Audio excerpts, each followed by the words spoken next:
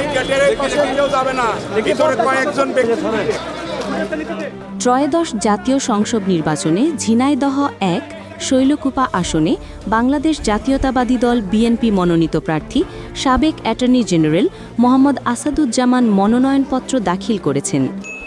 ২৮ December সোমবার শৈলকুপা উপজেলার সহকারী রিটার্নিং কর্মকর্তা মাহফুজুর রহমানের কাছে তিনি আনুষ্ঠানিকভাবে মনোনয়ন ফর্ম জমা দেন।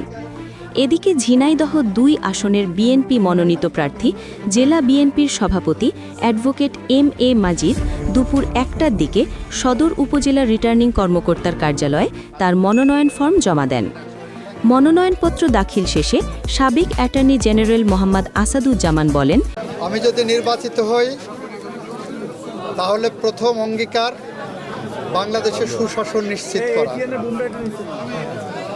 সুশাসনের সাথে সম্পৃক্ত যা কিছু আছে সেই পরিবেশ নিশ্চিত করা, শিক্ষার পরিবেশ নিশ্চিত করা, নারীদের অধিকার নিশ্চিত করা, দুর্নীতিমুক্ত সমাজ নিশ্চিত করা, এই সব কিছুর জন্য কাজ করব।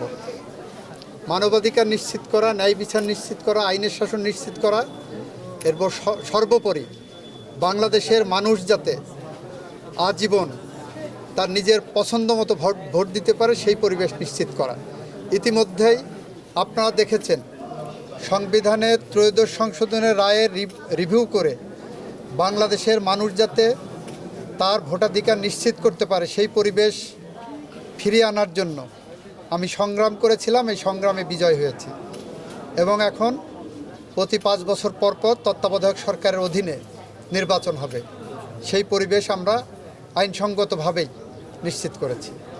সুতরাং আমার অঙ্গীকার খুবই সুস্পষ্ট, স্পষ্ট বার্তা নিয়ে এসেছি যে আমরা বিএনপির পক্ষ থেকে দুর্নীতির বিরুদ্ধে, সুশাসনের পক্ষে, ন্যায় বিচারের পক্ষে, আইনের শাসনের পক্ষে, গণতন্ত্রের পক্ষে, মানবাধিকারের পক্ষে এবং বাংলাদেশের স্বাধীনতা সার্বভৌমত্বের পক্ষে আমরা নিরন্তর সংগ্রাম করেছি, করছি এবং করব।